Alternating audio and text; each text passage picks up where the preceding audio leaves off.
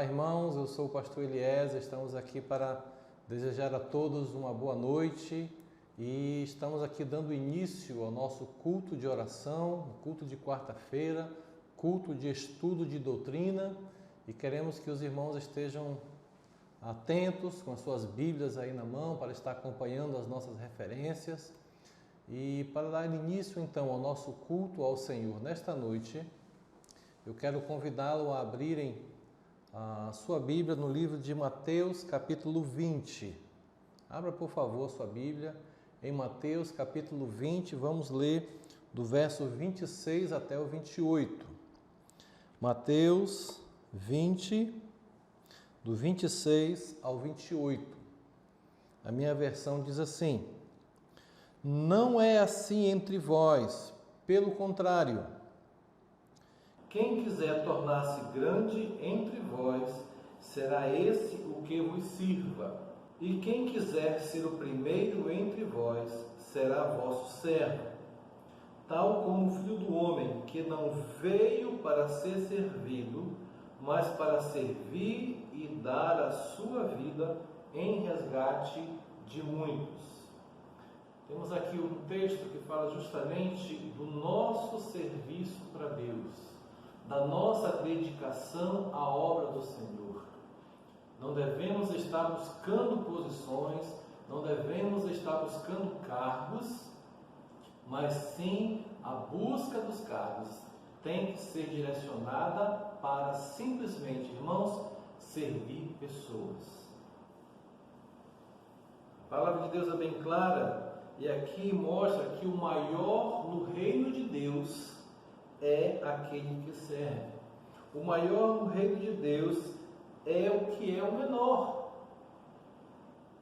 Vimos aqui, irmão, Jesus demonstrando em sua vida e em seu ministério que a verdadeira liderança parte daqueles que antes servem. A liderança é para aqueles que servem. Por isso nós falamos na semana passada que temos uma liderança serviçal, uma liderança que busca e sirva ao Senhor. Assim como Jesus Cristo veio a este mundo para nos servir e dar a sua vida em resgate de muitos, queremos que todos nós, como igreja, sejamos servos, estejamos prontos para servir, para dedicar as nossas vidas, dedicar os nossos talentos, os nossos dons para servir pessoas. E hoje iremos terminar, se Deus quiser, o nosso estudo da doutrina de Cristologia. E vamos ver um pouco do que Jesus fez para nos resgatar, de como Ele veio para servir e dar a sua vida para nos resgatar, para voltarmos a ter comunhão com Deus. Então, que a palavra de hoje realmente vá ao encontro da sua necessidade, você tenha uma visão correta de quem é Jesus, o que Ele fez, como Ele fez para nos resgatar e para termos o livre acesso ao nosso Deus. Vamos orar. Graças te damos, Pai, por teu amor e tua misericórdia por nossas vidas. Graças te damos por este tempo onde nos reunimos como igreja para louvar e exaltar ao Senhor. Receba os nossos louvores, ó Pai, e que a tua palavra que será explanada hoje, ela venha ao encontro da necessidade dos teus filhos. Que todos nós, como teus filhos, possamos ter o mesmo sentimento que houve em nosso Salvador, de servirmos, de darmos os nossos dons e talentos para abençoar as pessoas próximas a nós. Que nós não estejamos com pensamentos errados com relação ao serviço, mas que tenhamos o mesmo sentimento que houve em nosso Salvador. Nos abençoa nesta noite, é o que nós agradecemos e pedimos em nome de Jesus, o nosso Salvador. Amém. Vamos continuar louvando ao Senhor.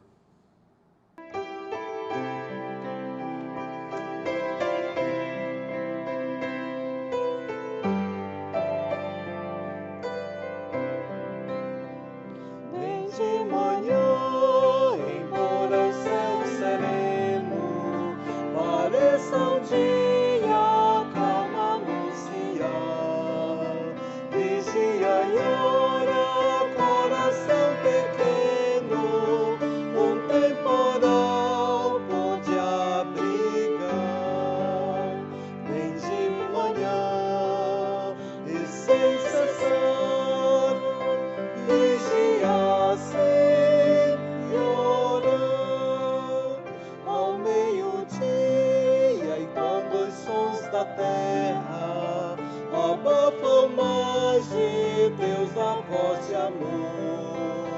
Recorre à oração, evita a guerra e goza paz com o Senhor. Vem de manhã e sem cessar, vigia, Senhor.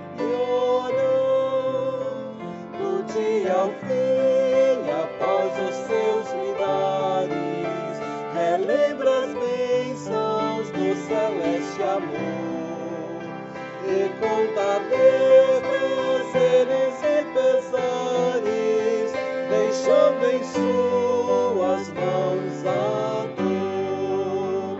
Vem de manhã e sem cessar, vigia, Senhor.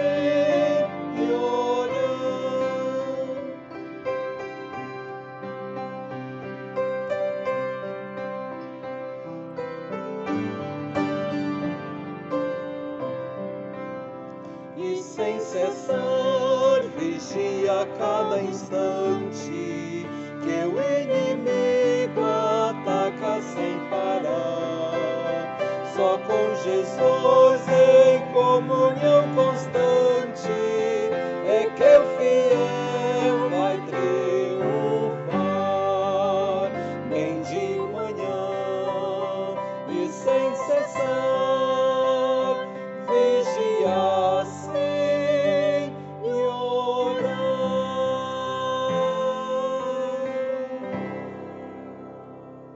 Estamos retornando então, irmãos, para o nosso estudo, e lembrando que estamos então estudando doutrinas nas quartas-feiras à noite, e começamos semana passada sobre a doutrina de Cristo, a chamada Cristologia. E semana passada, como os irmãos que acompanharam lembram, que nós começamos falando sobre a Cristologia, mostrando justamente a pré-existência de Cristo. E falamos que o que significa essa pré-existência é que ele existia antes do seu nascimento como homem, como pessoa aqui nessa terra. E nós vimos a sua origem, falamos sobre as profecias da sua vinda, nós mostramos afirmações que o próprio Cristo fez, que ele existia antes do seu nascimento. Exemplo lá, quando ele falou em João 8,58, em verdade vos digo que antes que Abraão existisse, eu sou. Então, o testemunho de próprio Jesus, as afirmações dele mesmo, mostrando a sua existência antes de nascer como pessoa. Vimos as suas obras, vimos as suas aparições, e então entramos a falar sobre a sua divindade. Os irmãos devem estar lembrados que começamos falando sobre algumas negações, alguns pensamentos que negam a divindade de Cristo. Falamos aqui sobre os ebionitas, que dizem que Cristo nasceu de José e Maria, então ele era humano, não tinha como ser um ser divino. O arianismo, que Cristo é a maior criação de Deus, ele não é divino, ele é uma criatura de Deus. Então, pensamentos e outros que falamos aqui, que mostram, que tentam negar a divindade de Cristo. E começamos então mostrando a defesa bíblica sobre a divindade de Cristo. E falamos assim sobre as suas próprias afirmações. Por exemplo, em João 5, 17 a 18, Jesus disse: meu Pai trabalha até agora e eu também. Por isso, pois, os judeus ainda mais procuravam matá-lo, porque não somente violava o sábado, mas também dizia que Deus era o seu Pai, fazendo igual a Deus. Então, Cristo, as afirmações de Cristo sobre a sua divindade. Depois mostramos as reivindicações ou afirmações de outras pessoas, como por exemplo Pedro, quando Pedro lá em Mateus 16,16 falou: tu és o Cristo, o Filho do Deus vivo. Então, testemunhando que Jesus era um ser divino.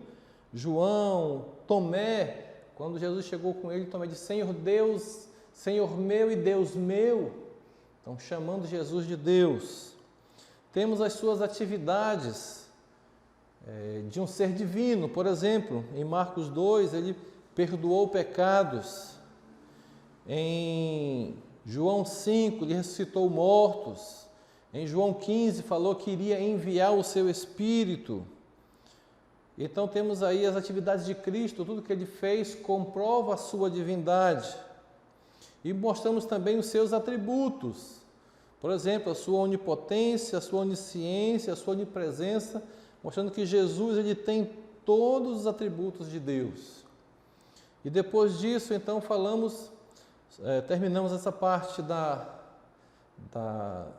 sua divindade e vamos falar da sua humanidade.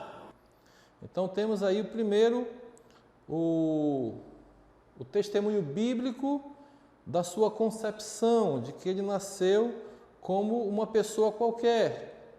Por exemplo, lá em Isaías 5,17 tem a profecia de que ele iria nascer de uma virgem.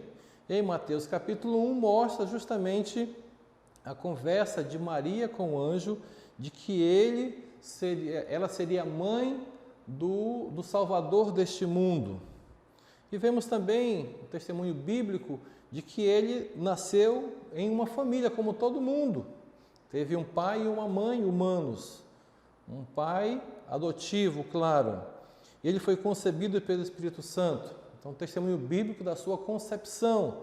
Temos também o propósito, nós vimos semana passada, o propósito da sua encarnação.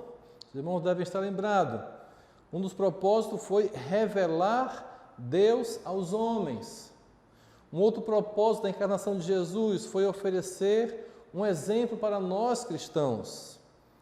Outro propósito é prover um sacrifício pelos nossos pecados, para destruir as obras do diabo, para prover um sacerdote, um sumo sacerdote para nós. E vimos também semana passada as evidências para a humanidade de Cristo. Então ele teve um nascimento humano, como todo mundo nasce, foi gerado no ventre de uma mulher, teve seu nascimento natural, ele teve um corpo, ele teve o desenvolvimento humano, lá em Lucas 2,52 diz, e crescia Jesus em sabedoria, estatura e graça diante de Deus e dos homens. Ele crescia, então lá no seu desenvolvimento humano. Nós vimos também que Jesus possuía elementos de uma pessoa, da humanidade. Ele tinha corpo, alma, espírito, sangue. Nós vimos toda semana passada referências com relação a essas verdades.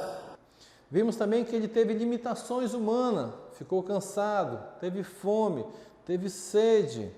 Vimos que ele demonstrou emoções humanas, como teve compaixão pelos perdidos, ele chorou, ele teve ira, lá em João capítulo 2, quando ele expulsou os que estavam profanando o templo. E nós concluímos semana passada justamente com este quadro que mostra os nomes de Jesus. Então temos o nome divino, o nome humano e o nome verdadeiro, Senhor Jesus Cristo. E quando estamos falando Senhor, estamos chamando ele de Mestre, que é o seu nome divino. Quando falamos Jesus, é o nosso Salvador, é o seu nome humano. E Cristo é o nosso Messias, o enviado de Deus por nós, esse é o seu nome verdadeiro. Então terminamos aqui semana passada. E a partir de agora, então, vamos continuar vendo o nosso esboço, nosso estudo sistemático, mostrando a doutrina de Cristo para que possamos todos conhecer. E na pessoa de Cristo tem algo interessante que fala sobre a sua união hipostática. Pastor, que nome é esse? Hipostática, união hipostática. Eu sei que esse é um termo que não é usado nos púlpitos, não é um termo muito usado nas igrejas. Mas para nós entendermos então o significado disso, uma definição. A união hipostática significa a humanidade perfeita, um homem perfeito, e a divindade completa, unidas em uma mesma pessoa para sempre. Eu fui olhar no dicionário da língua portuguesa e encontrei uma definição bem interessante. Procurei a palavra hipostático, tinha lá o significado, que é uma espécie de doença, mas aí embaixo tinha união hipostática, que dizia o seguinte: União da natureza divina e da natureza humana na pessoa de Cristo. O dicionário da língua portuguesa tem essa definição de união hipostática. União da natureza divina e da natureza humana na pessoa de Cristo. Para nós entendermos melhor o que é essa união hipostática, há uma coisa que falamos muito nas igrejas, que ouvimos muito, que Jesus ele é 100% Deus e 100% homem. Não é 50 e 50, não. Ele é 100% Deus e é 100% humano. Mas, pastor, como é que pode? Aí é que entra a união hipostática. É uma definição teológica que mostra essa junção. Nossa mente não consegue entender, mas temos que crer nisso através da fé. E vamos à defesa dessa união hipostática. Lembre-se, Deus comprou a sua igreja com seu próprio sangue. Atos, capítulo 20, versículo 28, diz assim: Atendei, pois, vós e por todo o rebanho o qual o Espírito Santo vos constituiu bispos, para pastoreardes a igreja de Deus, a qual ele comprou com seu próprio sangue. E em João 3,13, fala que Cristo estava na terra e no céu ao mesmo tempo. Diz João 3,13, ora, ninguém subiu ao céu, senão aquele que de lá desceu, a saber, o Filho do homem que está no céu. Dentro dessa união hipostática também é importante nós declararmos a impecabilidade de Cristo. Ele não pecou. Vamos ver um pouco disso. Então temos um testemunho bíblico sobre a impecabilidade de Cristo. Em 2 Coríntios, capítulo 5, 21, diz assim: aquele que não cometeu pecado, ele o fez pecado por nós, para que nele fôssemos feitos justiça de Deus. Então, Cristo, ele não conhecia pecado. Em 1 João 3,5, em Cristo não há pecado. 1 João 3,5 diz: sabeis também que ele se manifestou para tirar os pecados e nele não existe pecado. Ele se manifestou para tirar os pecados. E em 1 Pedro 2,22 vimos que Cristo ele não cometeu pecado, o qual não cometeu pecado, nem dolo algum se achou em sua boca. 1 Pedro 2,22. Então, o testemunho bíblico que Jesus ele não pecou, ele não conhecia o pecado. Em Cristo não há pecado e Cristo não cometeu pecado. Apesar dele ter sido tentado. Os irmãos conhecem o texto de Mateus 4, de 1 a 10, depois que Jesus então teve o seu batismo, diz a palavra de Deus que ele foi levado para o deserto, passou 40 dias jejuando e orando, e depois desses 40 dias chegou o diabo para tentá-lo, e provou em tudo, irmãos. Provou na fome. Lembra, se tu és do Cristo, então transforma as pedras em pães. Depois levou para o pináculo do templo e tentou no seu poder, te joga, os anjos não vão te deixar cair lá embaixo. E depois tentou na questão de riqueza, levou a um certo monte, mostrou todos os reinos do mundo, diz, olha, se você me adorar prostrado, te darei tudo. Então, em tudo Jesus foi tentado, com relação ao seu corpo, comida, com relação ao seu poder e com relação às riquezas. E vimos lá que ele não pecou. Mas uma coisa interessante nessa tentação é que cria-se duas ideias aqui, duas opiniões. Quero que os irmãos raciocinem comigo aqui. Vamos ver se eu consigo transmitir para vocês o que está na minha mente. Então, Cristo, ele não poderia pecar. Era capaz de não pecar. E a outra opinião é: Cristo não poderia pecar. Ele não era capaz de pecar. Entenderam? As duas ideias aqui são muito parecidas, mas há um distanciamento muito grande entre uma e outra. Então a primeira é, Cristo poderia pecar ou Cristo não poderia pecar? Dá a ideia de que se ele era capaz de pecar ou ele não era capaz de pecar.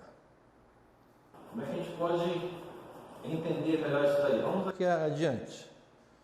Então, com relação à sua tentação, duas referências importantes, dois textos bíblicos. Me acompanhem aí, por favor. Tiago 1,13 diz que Cristo não poderia ser tentado. Olha o que diz Tiago 1,13. Ninguém, ao ser tentado, diga, sou tentado por Deus. Porque Deus não pode ser tentado pelo mal e Ele mesmo a ninguém tenta. E Hebreus 4,15 fala sobre que Cristo ele foi tentado. Hebreus 4,15 diz assim, porque não temos sumo sacerdote que não possa compadecer-se das nossas fraquezas, antes foi ele tentado em todas as coisas, a nossa semelhança, mas sem pecado. Então vimos aí, não é? É uma coisa que devemos ter em nossa mente, que Jesus ao ser tentado, ele não estava ali, ele estava na sua humanidade. Foi tentado como homem, não como Deus. Apesar de estar com a divindade, mas ele foi levado no sentido humano, de nós. Mas pastor, como é que Jesus pode ser 100% homem se todo homem peca? Irmãos, o pecado não é algo inerente ao homem. Ou seja, o homem não foi criado com o pecado. Então não é algo inerente dele. Isso veio depois da sua criação, com a sua teimosia, com a sua desobediência em não obedecer às coisas de Deus. Então ele se tornou pecador. E se tornou algo... E uma coisa interessante na Bíblia, que você lê lá em Gênesis, que quando Eva comeu a fruta, não aconteceu nada. Diz o texto que ela então deu para o seu marido, ele comeu, ou seja, quando o homem comeu, abriram-se os olhos de ambos. Então, a causa do pecado ter entrado no mundo é o homem. É por isso que quando Deus então veio e jogou a maldição para a serpente, para a mulher e para o homem, ele falou para a serpente, em Gênesis 3:15, do fruto da mulher, ele te ferirá a cabeça e tu lhe ferirá o calcanhar. Então, o nascimento de Jesus não teve participação do homem, só da mulher. Ou seja, somos nós, pais, homens, que transmitimos aos nossos filhos a natureza pecaminosa. Então, eu tenho hoje a natureza pecaminosa porque meu pai passou para mim. Os meus filhos hoje têm a natureza pecaminosa porque eu passei para eles. Só que Jesus não teve participação de homem, mas ele foi tentado. Vamos entender um pouco dessa palavra tentação. O que significa tentação? Dois sentidos aqui para a palavra. Primeira, tentação significa uma solicitação para fazer algo errado. É uma solicitação para fazer o mal, fazer coisas contra Deus. E tentação também significa prova de caráter. Jesus ele foi tentado, mas ele foi levado, foi feita uma solicitação a ele para fazer coisa errada. E ele, através da Bíblia, se defendeu. Nem só de pão viverá o homem, não tentará o Senhor teu Deus. E ele provou o seu caráter como homem, não cedeu às tentações. Então, para que nós possamos entender aqui, com relação a Jesus Cristo, que nós fizemos no início agora, né? Cristo poderia não pecar ou ele não poderia pecar? A nossa conclusão aqui, irmãos, é que Cristo não poderia haver cometido pecado. Porque se ele tivesse cometido algum pecado, ele não poderia mais morrer por todo mundo. Porque ele só poderia morrer por ele mesmo, pelos pecados dele. Então Jesus, ele morreu sem pecados e por causa disso, ele pôde morrer em nosso lugar. pagando o preço. Vamos já ver sobre isso à frente. Então, nós estamos vendo sobre a cristologia, a doutrina de Cristo. Nós vimos no início a sua pré-existência, vimos a sua divindade, vimos a sua humanidade e acabamos de ver a pessoa de Cristo. Como homem, como foi que ele passou aqui. Agora vamos estudar sobre a vida dele, o tempo que ele passou aqui na terra. Então, o seu tempo de preparação ministerial, vamos chamar assim, foi de 30 anos. Nós lemos na Bíblia sobre o seu nascimento, um pouco da sua, como criança, que foi ao templo, e depois dos 12 anos, há um intervalo na Bíblia, e Jesus já aparece agora com 30 anos, iniciando então o seu ministério. Ele foi criado na Galileia, e então depois dos 30 anos ele começou a sua pregação. Ele começou a pregar primeiro na Judéia, temos esse texto de João 2, de 13 até o capítulo 4, versículo 3. Vemos também, durante o seu ministério, ele pregando na Galileia, em Marcos 1:14 até o 9:50, e também vemos Jesus pregando na Pérea. Isso está em Lucas capítulo 9:51 até Lucas 19:28. E para quem não sabe, Pérea é uma região a leste do Mar Morto, subindo pelo Rio Jordão no sentido norte, em direção a Pela. Então, os moradores de Pérea, eles eram na sua grande maioria, quase na sua totalidade, de judeus. Porém, havia alguns gregos que moravam naquela terra também. Atualmente, a Pérea é onde está a Jordânia e é fronteira com Israel. Então, Jesus ele teve esses 30 anos, ele teve esse trabalho de pregar nessas regiões. E depois, então, aos 33, temos aqui a sua paixão, ou seja, a sua demonstração de amor pela igreja, por nós, o amor de Cristo por nós, a penalidade que ele pagou, ou seja, a via crucis que ele fez. Então começou com a sua prisão, a traição e a sua prisão. Isso está lá em João 8, de 2 a 13. Depois vemos, continuando a leitura, Jesus sendo julgado diante de Anás, o sumo sacerdote. Isso está em João 18, de 12 a 24.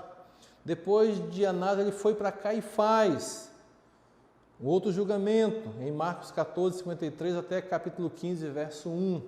Depois ele foi diante de Pilatos, essa primeira julgamento diante de Pilatos, em Marcos capítulo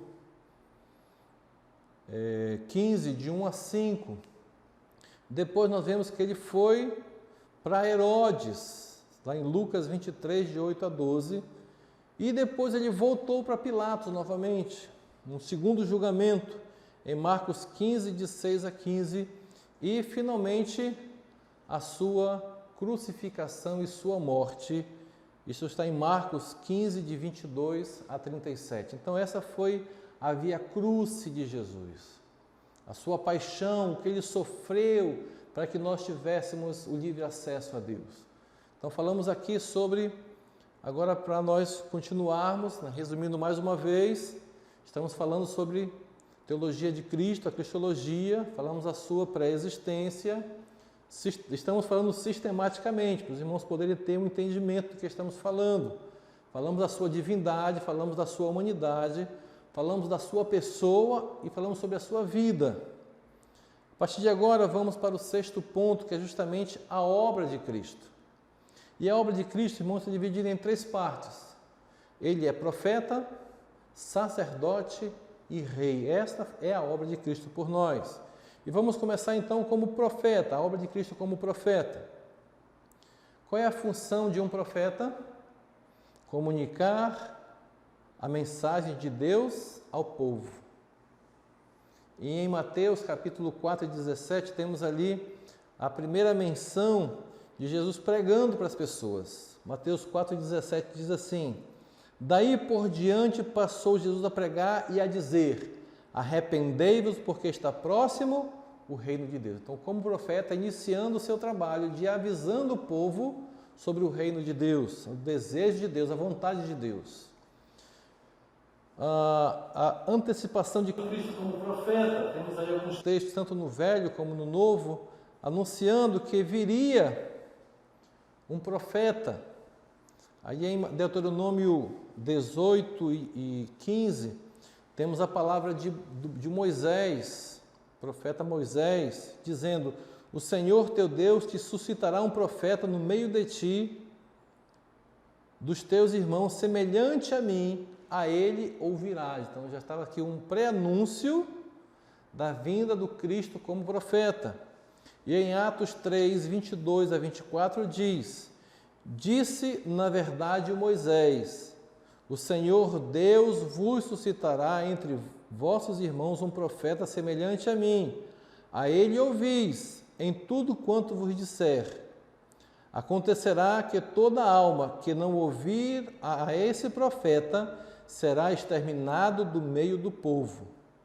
E todos os profetas, a começar em Samuel, assim como todos quanto pois falaram, também anunciaram estes dias. Então, Samuel foi um dos primeiros que começou a anunciar, depois de Moisés, anunciar a vinda de um grande profeta, que ele deve ser ouvido.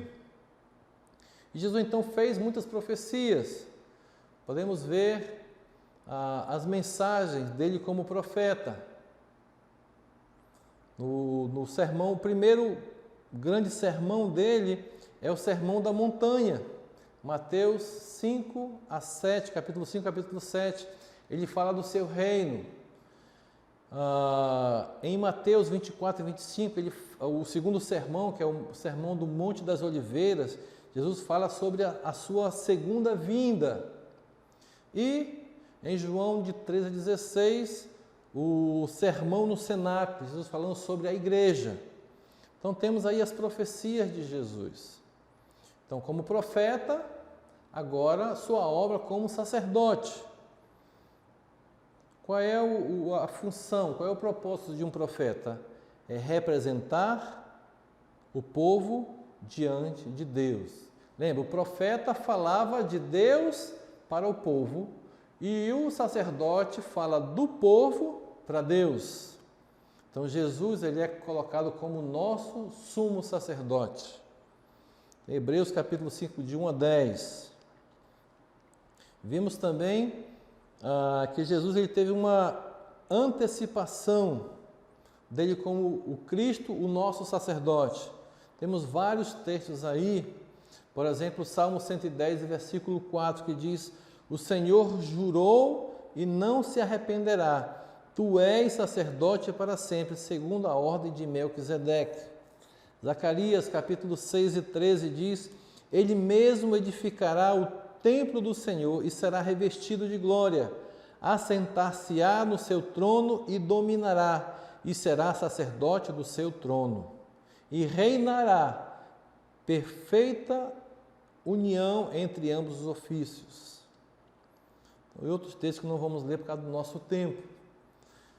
Então temos aí o sacerdote, como o propósito do sacerdote, temos a antecipação de Cristo, já profecia sobre ele, sobre a sua como sacerdote. Vamos ver agora, nesse desempenho, justamente a natureza da morte de Cristo por nós. Desempenhando o seu ofício como sacerdote. Como é que é o desempenho desse ofício de Jesus para nós? Então, primeiro é a expiação. Lembra, a expiação era uma oração com a qual se tentava apaziguar a ira de Deus. Êxodo 30, versículo 10 diz: uma vez por ano, Arão, que era o sumo sacerdote em Israel, fará expiação sobre os chifres do altar com o sangue da oferta pelo pecado. Uma vez por ano fará expiação sobre ele pelas vossas gerações, santíssimo é ao Senhor. Hebreus capítulo 9, versículos 21 e 22 diz: igualmente também aspergiu com sangue o tabernáculo e todos os utensílios do serviço sagrado. Com efeito, quase todas as coisas, segundo a lei, se purificam com sangue.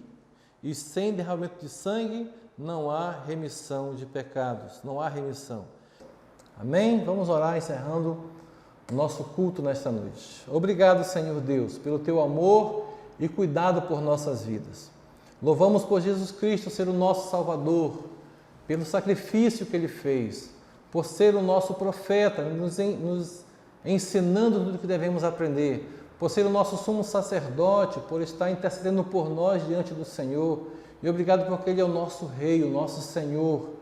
Ajuda-nos a cada dia a termos esta visão correta de Jesus Cristo, de imitarmos como servos, como lemos no início do nosso culto, que Ele se fez nosso servo, que nós também possamos imitá-lo e sermos servos uns dos outros, sendo bênção uns para os outros dentro da tua igreja, e possamos servir uns aos outros corretamente.